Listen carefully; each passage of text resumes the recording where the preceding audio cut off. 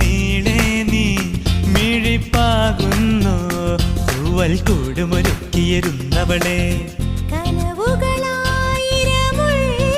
പെണ്ണിന് സമ്മാനം ഇത് സമ്മാനം ഇനി എന്നെന്നും മുല്ലപ്പൂക്കളൊരുക്കിയ നല്ല രഥം അഴകിൻ പുഴ നീ ഒഴുകിയരികിൽ മധുവും വിധുവും മനസ്സിൻ തളിരിൽ കനലുകളാടിയ കണ്ണിലിന്തൊരു